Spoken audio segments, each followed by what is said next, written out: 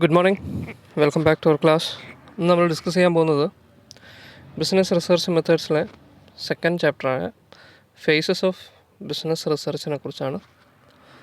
അപ്പം എന്താണ് റിസർച്ച് അല്ലെങ്കിൽ എന്താണ് ബിസിനസ് റിസർച്ച് എന്നുള്ളത് നമ്മൾ കഴിഞ്ഞ ചാപ്റ്ററിൽ ഡീറ്റെയിൽ ആയിട്ട് ഡിസ്കസ് ചെയ്തതാണ്.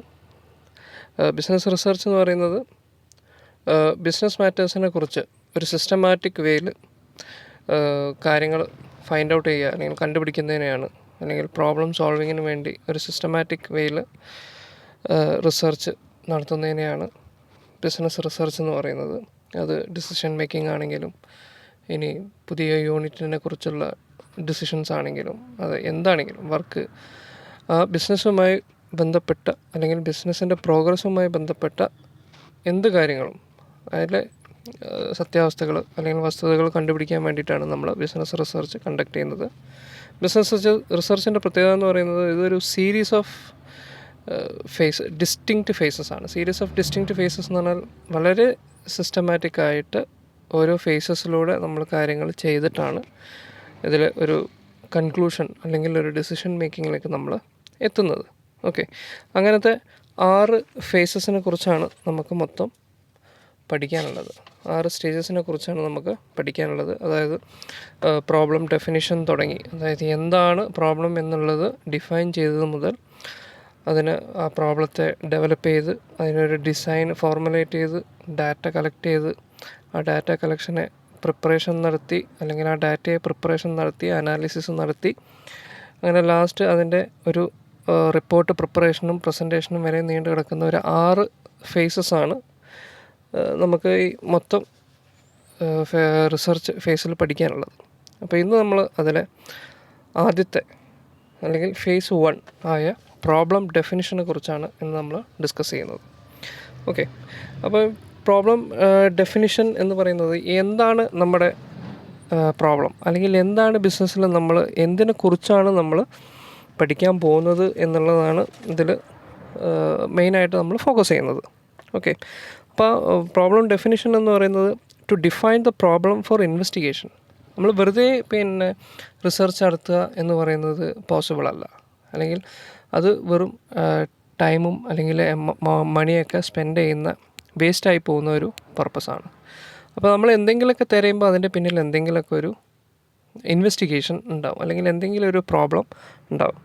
അപ്പോൾ ആ പ്രോബ്ലത്തെ എന്താണ് നമ്മൾ അന്വേഷിക്കാൻ പോകുന്നത്, എന്തിനെക്കുറിച്ചാണ് നമ്മൾ അന്വേഷിക്കാൻ പോകുന്നത് എന്നുള്ളത് വ്യക്തമായി ഡിഫൈൻ ചെയ്യുന്നതാണ് ഫേസ് 1 എന്ന് പറയുന്നത്.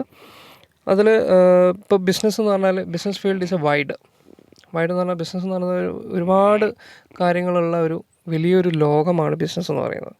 അതിൽ നമ്പർ ഓഫ് പ്രോബ്ലംസ് ഉണ്ടാവും. നമ്പർ ഓഫ് പ്രോബ്ലംസ് എന്ന് പറഞ്ഞു കഴിഞ്ഞാൽ ഇപ്പം ഒരു പ്രോഫിറ്റ് ഓർഗനൈസേഷൻ ആണെങ്കിൽ ആ പ്രോഫിറ്റ് ഓർഗനൈസേഷന് പറഞ്ഞ മാതിരി മാർക്കറ്റിങ്ങിൽ പ്രോബ്ലംസ് ഉണ്ടാവും, പിന്നെ ഹ്യൂമൻ റിസോഴ്സ് മാനേജ് ചെയ്യുന്നതിൽ പ്രശ്നങ്ങളുണ്ടാവും, ഫൈനാൻസ് കാര്യങ്ങൾ കൈകാര്യം ചെയ്യുന്നതിൽ പ്രശ്നങ്ങളുണ്ടാവും. ഇങ്ങനെ ഒരുപാട് മേഖലയിൽ നമുക്ക് എന്ത് ചെയ്യാൻ പറ്റും, പ്രോബ്ലംസ് ഉണ്ടാവും. അപ്പോൾ അതിൽ ഏത് പ്രോബ്ലമാണ് എന്ന് നമ്മൾ വ്യക്തമായിട്ട് ആദ്യം ഡിഫൈൻ ചെയ്യണം. അപ്പോൾ ഈ പ്രോബ്ലത്തെ നമ്മൾ ക്ലാസിഫൈ ചെയ്യുമ്പം ഇപ്പോൾ existing problems of routine nature, ദിവസവും നമ്മൾ ഫേസ് ചെയ്യേണ്ടി വരുന്ന പ്രശ്നങ്ങളുണ്ടാവും. ഇപ്പോൾ ലേബർ, പിന്നെ ക്യാപിറ്റൽ അല്ലെങ്കിൽ വർക്കിംഗ് ക്യാപിറ്റൽ, അതുമല്ലെങ്കിൽ മാർക്കറ്റിലുണ്ടായേക്കാവുന്ന അൺസർട്ടനിറ്റീസ്, ഇതൊക്കെ എന്താണ് നാച്ചുറൽ കലാമിറ്റീസ്, ഇതൊക്കെ നമ്മൾ ദിവസവും അല്ലെങ്കിൽ എപ്പോഴും ഫ്രീക്വൻ്റ് ആയിട്ട് നമ്മൾ ഫേസ് ചെയ്യുന്ന പ്രോബ്ലംസാണ്. അപ്പോൾ അങ്ങനത്തെ പ്രോബ്ലംസിനെ നമ്മൾ എന്ത് ചെയ്യണം, സെപ്പറേറ്റ് ആയിട്ട് ക്ലാസിഫൈ ചെയ്യണം. പിന്നെ അതുപോലെ തന്നെ ഒരുപാട് കാലത്തെ ബിസിനസ് ആണെങ്കിൽ അല്ലെങ്കിൽ ഒരുപാട് കാലമായിട്ട് കൊണ്ടുനടക്കുന്ന ബിസിനസ് ആണെങ്കിൽ നമ്മൾ സമയത്തിനനുസരിച്ച് ഓരോ ഡെവലപ്മെൻറ്റ്സ് അല്ലെങ്കിൽ ഇമ്പ്രൂവ്മെൻറ്റ്സ് നടത്തണം. അപ്പോൾ അങ്ങനത്തെ ഇമ്പ്രൂവ്മെൻ്റ് ആവശ്യമായ മേഖലയെ നമ്മൾ എന്ത് ചെയ്യണം, സെപ്പറേറ്റ് ആയിട്ട് അതിലുള്ള പ്രോബ്ലംസിനെ നമ്മൾ സെപ്പറേറ്റ് ആയിട്ട് ക്ലാസിഫൈ ചെയ്യണം. മൂന്നാമത് പറയുന്നത് സെൻസിറ്റീവ് ആൻഡ് പൊട്ടൻഷ്യൽ പ്രോബ്ലംസ്. വളരെ സെൻസിറ്റീവായിട്ടുള്ള ഒരുപാട് പ്രശ്നങ്ങളുണ്ടാവും. കൈ വെച്ചാൽ പൊള്ളുന്ന പ്രോബ്ലംസിനെയാണ് സെൻസിറ്റീവ് എന്ന് പറയുക, അല്ലെങ്കിൽ വളരെ ശ്രദ്ധിച്ച് കൈകാര്യം ചെയ്യേണ്ട മേഖലയാണ് സെൻസിറ്റീവ് എന്ന് പറയുന്നത്. പൊട്ടൻഷ്യൽ പ്രോബ്ലംസ് എന്ന് പറഞ്ഞാൽ നമുക്ക് ഒരുപാട് നഷ്ടം വന്നേക്കാവുന്ന പ്രോബ്ലംസ് ഉണ്ടാവും. അപ്പോൾ അങ്ങനത്തെ സെൻസിറ്റീവ് ആൻഡ് പൊട്ടൻഷ്യൽ പ്രോബ്ലംസിനെ നമ്മൾ സെപ്പറേറ്റ് ആയിട്ട് തന്നെ എന്ത് ചെയ്യണം, ഹാൻഡിൽ ചെയ്യണം. പിന്നെ അതുപോലെ തന്നെ മാർക്കറ്റ് കോമ്പറ്റീഷൻ. നമ്മൾ ഡേ ടു ഡേ ലൈഫിൽ ബിസിനസ്സിൽ ദിവസവും നമ്മൾ ഫേസ് ചെയ്യുന്ന ഒരു പ്രശ്നമാണ് പിന്നെ കോമ്പറ്റീഷൻ എന്ന് പറയുന്നത്. നമ്മൾ അതേ ബിസിനസ് ഹാൻഡിൽ ചെയ്യുന്ന ഒരുപാട് മറ്റു കമ്പനികളുണ്ടാവും, നമ്മുടെ കോമ്പറ്റീറ്റേഴ്സ് ഉണ്ടാവും. അപ്പോൾ അവരുടെ സ്ട്രാറ്റജി എന്താണ്, അവരുടെ ഓരോ ദിവസത്തെ മൂവ്മെൻറ്റ് എങ്ങനെയാണ്, അപ്പോൾ അതൊക്കെ നമ്മൾ പഠിച്ച് അതിനെ ഓവർകം ചെയ്യാനും നമ്മൾ സെപ്പറേറ്റ് ആയിട്ട് തന്നെ നമ്മൾ എന്ത് ചെയ്യണം, ഹാൻഡിൽ ചെയ്യണം. ഓക്കെ. പിന്നെ ഇപ്പോൾ പ്രോബ്ലം എന്ന് പറയുന്നത് ഒരിക്കലും എന്തല്ല സ്പെസിഫിക് ആയിട്ട് നമുക്ക് പറയാൻ പറ്റില്ല. ഇപ്പോൾ എല്ലാ കമ്പനികളിലും ഉണ്ടാകുന്ന വളരെ കോമൺ ആയിട്ടുള്ള പ്രശ്നങ്ങളുണ്ടാവും, നമ്മളെ കമ്പനിക്ക് മാത്രമുള്ള പ്രശ്നങ്ങളുണ്ടാവും. അപ്പോൾ അത് എന്താണ്, ഏതാണെന്നുള്ളത് നമ്മൾ ഐഡൻറ്റിഫൈ ചെയ്യണം. പിന്നെ അതുപോലെ തന്നെ റിസർച്ചറെ സംബന്ധിച്ചിടത്തോളം എന്താണ്, researcher has clear statement of business problem. അതായത് ആ ബിസിനസ് പ്രോബ്ലത്തെക്കുറിച്ചുള്ള ഒരു ക്ലിയർ സ്റ്റേറ്റ്മെൻറ്റ് നമ്മൾ റിസർച്ച് നടത്തുന്ന ആൾക്ക് വേണം. എന്തിനെ കുറിച്ചാണ് നമ്മൾ പഠിക്കുന്നത്? ഇപ്പം ഫിനാൻഷ്യലാണെങ്കിൽ ഫിനാൻഷ്യൽ ഏത് ഏരിയയെക്കുറിച്ചാണ്, അതിലുണ്ടാകുന്ന പ്രശ്നങ്ങൾ എന്താണ്, അത് കൃത്യമായിട്ട് നമ്മൾ എന്ത് ചെയ്യണം, ഓരോ ഏരിയ വൈസ് തിരിച്ച് നമ്മൾ ക്ലിയർ ആയിട്ട് ഡിഫൈൻ ചെയ്യണം. പിന്നെ അതുപോലെ തന്നെ പ്രിസൈസ് ആയിട്ട് ഡിഫൈൻ ചെയ്യണം ആ പ്രോബ്ലത്തെ. വെറുതെ നമ്മളൊരു പ്രോബ്ലത്തെ എടുത്ത് പഠിക്കുക എന്നല്ല, ആ പ്രോബ്ലത്തിൻ്റെ എന്താണ് പ്രശ്നം. ഇപ്പോൾ ഹ്യൂമൻ റിസോഴ്സിലാണെങ്കിൽ ഹ്യൂമൻ റിസോഴ്സിൽ എന്താണ് പ്രശ്നം, എഫക്റ്റീവ്നെസ് ആണോ പ്രശ്നം, എഫിഷ്യൻസി ആണോ, അതല്ല സാലറിയാണ്, ഇങ്ങനെ ഓരോ കാര്യങ്ങളും പേറോളും മറ്റോരോ ഡിപ്പാർട്ട്മെൻറ്റിനെയും സംബന്ധിച്ചിടത്തുള്ള പ്രശ്നങ്ങളെ നമ്മൾ വളരെ പ്രിസൈസ് ആയിട്ട് ഡിഫൈൻ ചെയ്യണം. അങ്ങനെ പ്രിസൈസ് ആയിട്ടുള്ള ഡിഫൈൻ ചെയ്യുമ്പോഴുള്ള ബെനിഫിറ്റ് എന്താ വെച്ചാൽ it helps to identify the specific component. നമ്മൾ എന്താണ് ഇമ്പ്രൂവ് ചെയ്യേണ്ടത് അല്ലെങ്കിൽ എന്താണ് ശരിയാക്കേണ്ടത് എന്നുള്ള ആ സ്പെസിഫിക് കമ്പോണൻറ്റ് നമുക്ക് ഈ ഡിഫൈൻ ചെയ്യുന്നതിലൂടെ നമുക്ക് ഐഡൻറ്റിഫൈ ചെയ്യാൻ പറ്റും. It allows a researcher to set proper research objectives. അപ്പോൾ നമ്മൾ ആ പ്രശ്നത്തെക്കുറിച്ച് പഠിക്കുമ്പോൾ നമ്മൾ ആ പ്രോബ്ലത്തിൻ്റെ ഒബ്ജക്റ്റീവ്സ് എന്താണ്, അതിന് നമ്മൾ എന്ത് മെത്തേഡ് സ്വീകരിക്കണം, അതൊക്കെ നമുക്ക് ഈ പ്രോബ്ലം ഡെഫിനിഷനിലൂടെ നമുക്ക് ലിസ്റ്റ് ഔട്ട് ചെയ്യാൻ അല്ലെങ്കിൽ ഐഡൻറ്റിഫൈ ചെയ്യാൻ പറ്റും. അപ്പോൾ റിസർച്ചറെ സംബന്ധിച്ചിടത്തോളം പ്രോബ്ലം ഡിഫൈൻ ചെയ്യുക എന്ന് പറയുന്നത് വളരെ ഇമ്പോർട്ടൻ്റ് ആണ്. അതായത് ഒരിക്കൽ നമ്മൾ ആ പ്രോബ്ലം ഡിഫൈൻ ചെയ്ത് കഴിഞ്ഞാൽ, കൃത്യമായി നമ്മൾ ആ പ്രോബ്ലം ഐഡൻറ്റിഫൈ ചെയ്ത് കഴിഞ്ഞാൽ തന്നെ അവിടെ പകുതി പ്രോബ്ലം സോൾവായി എന്നാണ് അർത്ഥം.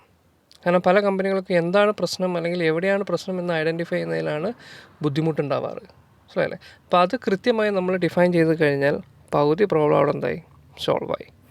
The researcher should take into account. അതായത് ചില റിസർച്ചർ അല്ലെങ്കിൽ ഇങ്ങനത്തെ പ്രോബ്ലം സോൾവിങ്ങിനോ അല്ലെങ്കിൽ പ്രോബ്ലം ഡിഫൈൻ ചെയ്യുന്ന സമയത്ത് റിസർച്ചർ നോക്കേണ്ട സംഗതി പർപ്പസ് ഓഫ് സ്റ്റഡി, നമ്മൾ എന്തിനാണ് റിസർച്ച് നടത്തുന്നത്, relevant background of information.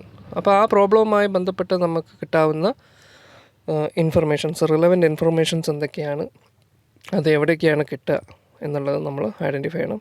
Information needed, അപ്പോൾ തികയാത്ത വരുന്ന അല്ലെങ്കിൽ ഈ ബാക്ക്ഗ്രൗണ്ടിൽ നിന്ന് കിട്ടിയ ഇൻഫർമേഷന് പുറമെ ഇനി വേറെ എന്തെങ്കിലും അഡീഷണൽ ഇൻഫർമേഷൻസ് നമുക്ക് വേണോ എന്നുള്ളത്. How the informations are to be used, ആ കിട്ടിയ അല്ലെങ്കിൽ ആ കളക്ട് ചെയ്ത ഇൻഫർമേഷൻ എങ്ങനെ യൂസ് ചെയ്യണം. ഇൻഫർമേഷൻ കളക്ട് ചെയ്താൽ മാത്രം പോരാ, ആ കളക്ട് ചെയ്ത ഇൻഫർമേഷനെ എങ്ങനെ യൂസ് ചെയ്യണമെന്നും കൂടെ നമ്മൾ എന്ത് ചെയ്യണം, റിസർച്ചർ പഠിച്ചിരിക്കണം. അതാണ് ആ 4 ഇമ്പോർട്ടൻറ്റ് പോയിൻ്റാണത്. Next, problem is not defined well. അതായത് ഇപ്പോൾ പ്രോബ്ലം ക്ലിയർ ആയിട്ട് ഡിഫൈൻ ചെയ്തില്ലെങ്കിലുള്ള പ്രശ്നം എന്താ വെച്ച് കഴിഞ്ഞാൽ അതുവരെ ആ റിസർച്ചർ നടത്തിയ എല്ലാ എന്താ പറയുക എക്സസൈസും, അതുവരെ റിസർച്ച് നടത്തിയ എല്ലാ എഫേർട്സും എന്താവും, യൂസ്ലെസ് ആവും, ഒരു ഉപകാരമില്ലാതെ ആയിപ്പോവും എന്നുള്ളതാണ്. അതുപോലെ തന്നെ റിസർച്ചർ എന്താണ് ഡിഫൈൻ ചെയ്യുന്നതോടൊപ്പം തന്നെ should determine the nature of research. ഏത് രീതിയിലുള്ള റിസർച്ചാണ് അയാൾ കണ്ടക്ട് ചെയ്യാൻ പോകുന്നത് അല്ലെങ്കിൽ ഏത് റിസർച്ചിലൂടെയാണ് നമ്മൾ ആ പ്രോബ്ലം സോൾവ് ചെയ്യാൻ പോകുന്നതെന്നും കൂടെ നമ്മൾ കൃത്യമായിട്ട് എന്ത് ചെയ്യണം, ഡിറ്റർമൈൻ ചെയ്യണം. അപ്പോൾ preliminary analysis must be conducted. Preliminary analysis എന്ന് പറഞ്ഞാൽ നമ്മളിപ്പം ഒരു കേസ് അന്വേഷിക്കുമ്പോൾ നമ്മൾ പ്രിലിമിനറി ആയിട്ട് അതിനെക്കുറിച്ച് എല്ലാ കാര്യങ്ങളും അന്വേഷിക്കുമല്ലോ, അതാണ് റിസർച്ചിൽ പ്രിലിമിനറി റിസർച്ച് എന്ന് പറയുന്നത്. ഈ പ്രിലിമിനറി റിസർച്ച് കണ്ടക്ട് ചെയ്യുമ്പോൾ അതിൽ 2 ടൈപ്പ് റിസർച്ചുകളുണ്ട്. ഒന്ന് സിറ്റുവേഷണൽ അനാലിസിസും ഉണ്ട്, 2 ഇൻഫോർമൽ ഇൻവെസ്റ്റിഗേഷനും ഉണ്ട്.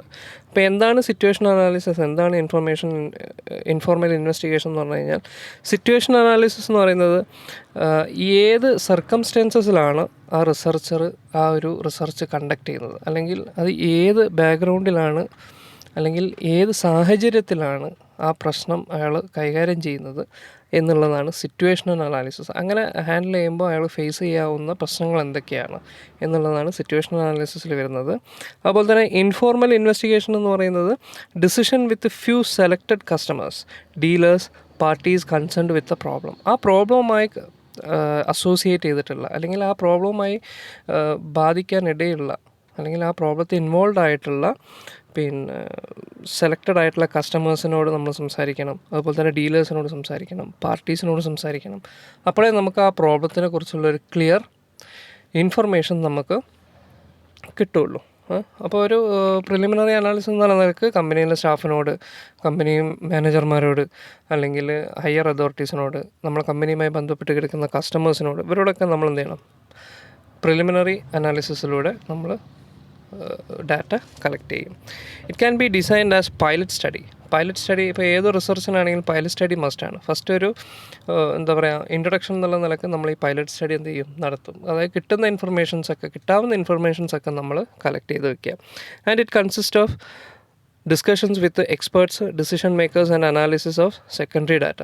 അതായത് എക്സ്പേർട്സ്, ഈ മേഖലയിൽ എക്സ്പേർട്ടായിട്ടുള്ള, ഇപ്പോൾ ഫിനാൻസിലാണെങ്കിൽ ഫിനാൻസ് മേഖലയിൽ എക്സ്പേർട്ടായിട്ടുള്ള ആൾക്കാരുമായിട്ട് നമ്മൾ സംസാരിക്കുക. അതായത് ഡിസിഷൻ മേക്കേഴ്സ്, ഇത് ഡിസിഷൻ എടുക്കുന്ന ആൾക്കാർ, അതായത് ഹയർ അതോറിറ്റീസുമായിട്ട് നമ്മൾ ഈ പ്രശ്നത്തെ സംബന്ധിച്ച് സംസാരിക്കണം. And analysis of secondary data, കിട്ടാവുന്ന സെക്കൻഡറി ഡാറ്റ ഇൻ്റർനെറ്റിൽ നിന്നോ ബുക്കിൽ നിന്നോ പിന്നെ പബ്ലിഷ് ചെയ്ത ഏതെങ്കിലും ആർട്ടിക്കിൾസിൽ നിന്നോ മാഗസിൻസിൽ നിന്നൊക്കെ എന്ത് ചെയ്യുക, അതിനെക്കുറിച്ച് മാക്സിമം നമ്മൾ ഡാറ്റ കളക്ട് ചെയ്ത് മനസ്സിലാക്കുക എന്നുള്ളതാണ്. Poor definition results in faulty assignments.